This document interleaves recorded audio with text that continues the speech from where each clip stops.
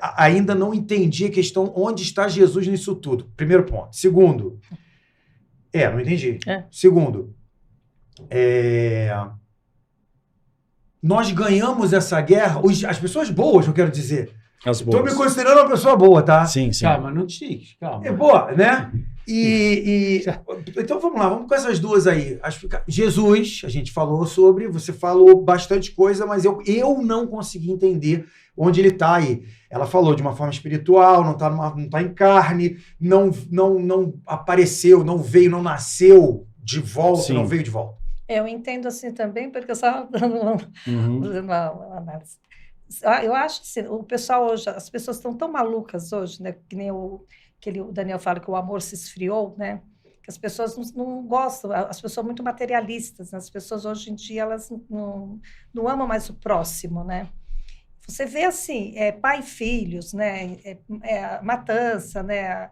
Essas coisas, o que acontece lá fora, as roubalheiras, os flagelos todos que você vê, eu acho uma coisa maluca. Eu não consigo entender um ser humano matar o outro, né? Um pai matar o filho, um filho matar o pai, essas coisas, sabe? Onde está o amor, né? Acho que isso aí já é um grande pecado. Eu acho que Jesus ele está começando a ver que as pessoas pecam muito, né? Em todas as situações.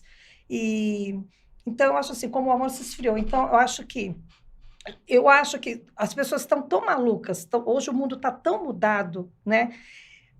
Que se Jesus aparecer, se ele aparecer que nem ele foi, né, antigamente, as pessoas crucificam ele de novo. E mandar ele embora da igreja em nome de Jesus. Você não é Jesus. Exatamente. Eu acho que crucifica Tá bem, mas então onde é que ele está dentro dessa história? Espiritualmente, é uma intervenção espiritual?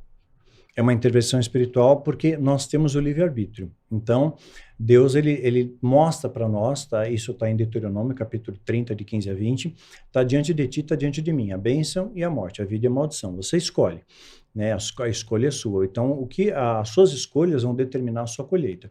Pegar 2 exemplos bíblicos que fica mais fácil da gente entender. Jesus, ele conta uma parábola das 99 ovelhas, né? Que uma se perdeu e o pastor larga aquelas 99 e vai atrás da que se perdeu. Então, esse é um caso. Ele se perdeu, tá? Agora, o caso do jovem rico que chega para Jesus, o que eu faço para herdar no reino dos céus? Aí ele vai falando tudo que ele fez, tudo coisas boas, né? Jesus fala, então você vende seus bens, dá aos pobres e me segue. Né? E aí aquele rapaz foi embora. Jesus não foi atrás dele, não foi, peraí, você me entendeu errado, desculpa aí. Né? Ele deixou, porque foi o livre-arbítrio dele, foi a vontade dele. Deus não interfere nisso. É que nem o filho pródigo, o pai não interferiu, ele deixou. E claro que doeu o coração do pai, mas ele sabia. Quando o filho voltou, ele falou, meu filho morreu, agora ele vive, morreu o afastamento. É uma analogia aqui, quando você se afasta de Deus. A parábola é muito mais extensa do que isso que a gente enxerga, né? Então, são exemplos que a gente vê na própria palavra de Deus. Você acredita em reencarnação? Olha, a Bíblia não dá chancela para isso, né? Diz que é dado ao homem morrer uma só vez. Mas eu não sei todas as coisas, como algumas coisas foram alteradas. Por exemplo, quando a Bíblia ela foi escrita em 3 idiomas, né? Hebraico, aramaico e grego. E aí, quando um papa pediu para juntar na Vulgata de Jerônimo, né, tudo em latim, algumas coisas foram ligeiramente alteradas, que nem a palavra eterno se transformou depois em eterno, mas a palavra original em hebraico significa tempo indeterminado. E aí colocou eterno, parece um Deus injusto. Quer dizer, você fez uma coisa errada aqui, né, em 50, 70 anos de vida, por exemplo, e você fica a eternidade no inferno. Pagando, né? É uma coisa estranha, né? Quer dizer, cadê o amor de Deus? Poxa, mas um tempo indeterminado, ele pode ser interpretado como a eternidade. Se ele não está determinado... Não, mas ele tem um fim, se ele é indeterminado, ele não é eterno, são coisas diferentes. Quer ver um exemplo? A Bíblia fala, Pedro conta isso, que Jesus desceu no Hades, ou seja, desceu no inferno, para pregar aos espíritos em prisão. Então, o que o libertador vai fazer para os espíritos em prisão? Vai libertá-los. E ainda ele diz quem são. Foram aqueles da época de Noé que não escutaram a pregação de Noé. E Noé pregou muito, né? ele aparece com 500 anos na Bíblia, ele entra na arca aos 600 anos, por inferência, a arca levou 100 anos para ser construída, né? E não só ele, Enoque também falou. E aí veio o dilúvio. E Deus avisou Noé 7 dias antes de vir um dilúvio. Então, Deus sempre avisa o que ele vai fazer aos seus filhos legítimos. Avisou Noé, olha, se prepara, daqui 7 dias vai cair o dilúvio. Avisou 7 dias antes. Isso né? é um tempo determinado.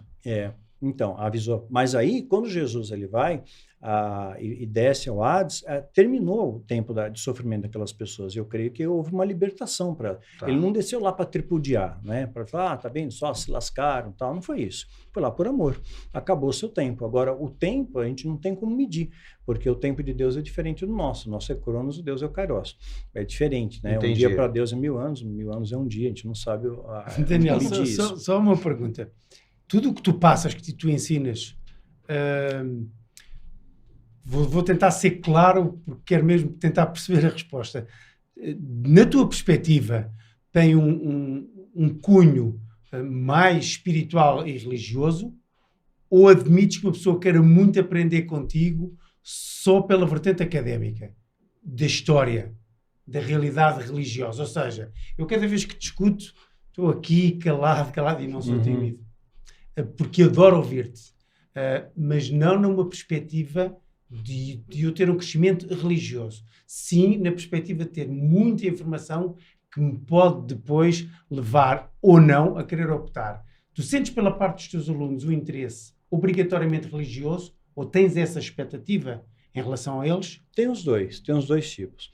Porque muita coisa... Ambos são bem-vindos. Porque...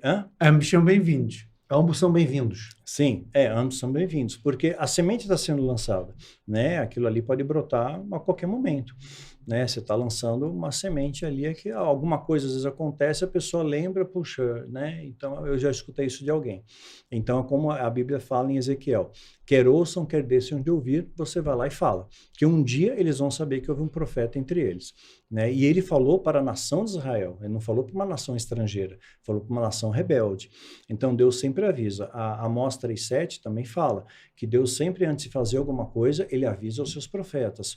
Paulo também fala, você está na luz. Quem está na luz não vai ser pego de surpresa. Então, você aprende a observar os sinais, porque Jesus ele deixa muito claro isso, tem sinais da volta de Cristo e esses sinais estão se moldurando cada vez mais. Então, hoje em dia, como muitas vezes foi falado, agora vai acabar e não acabou, agora as pessoas não acreditam, né? Mas se você fizer uma conta simples, né, de 31 de outubro, foi feito o ritual lá, até 31 de março, que vai cair Páscoa, né? Vai cair na Páscoa um domingo, dia da ressurreição. Né, vão passar exatamente 150 dias do período bíblico. O calendário bíblico tem 30 dias. Agora de 2024 você está falando? 2024. Sim. Então, de 31 de outubro de 2023 até 31 de março de 2024, que vai cair numa Páscoa, que é uma data importante. É o domingo de Páscoa. Domingo de Páscoa, uma Sim. data importante. Vão passar 150 dias pelo calendário bíblico de 30 dias. Tá? E Jesus deixa uma pista, né? Tem muita coisa em códigos na Bíblia. Olha, assim como foi nos dias de Noé, assim será a volta do Filho do Homem. Fiquem espertos, né? Fiquem atentos aos sinais. 150 dias.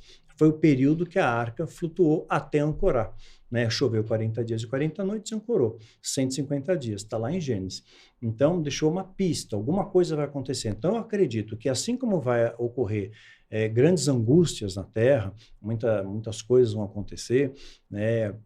Por inferência, minhas contas, eu explico melhor isso nos Guardiões, não dá para desmembrar tudo aqui, mas 1º de abril muita coisa vai começar a acontecer, e curiosamente é o dia da mentira, né? O dia da mentira, pois é. Exatamente, muita coisa vai começar a Mas acontecer. só no Brasil, tá? Não, Portugal também. Portugal também é? Tem também. Porque em boa Espanha parte ali. do mundo é uma data que se não me falha a memória, em fevereiro. Não, janeiro ou fevereiro.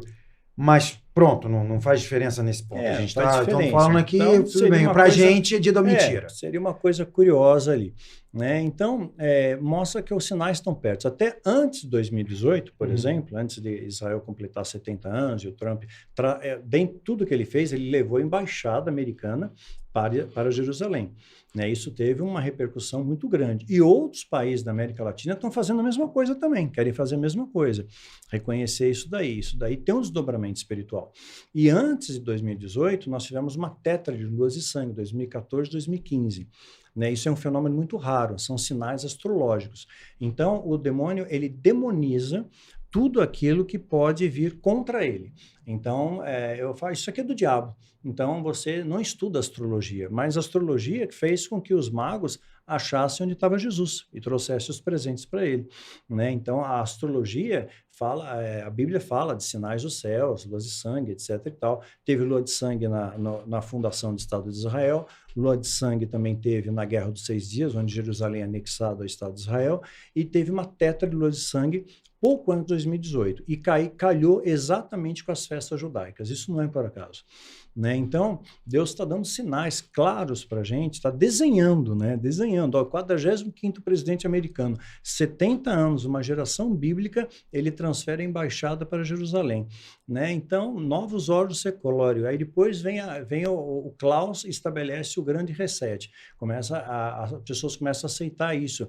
E para aceitar é necessário cataclismos, né? Então começamos a ver e colocar culpa nisso no aquecimento global. Mas existe algo chamado ondas HAARP, né? Então eu já não sei se eu falei sobre isso. Não. Né?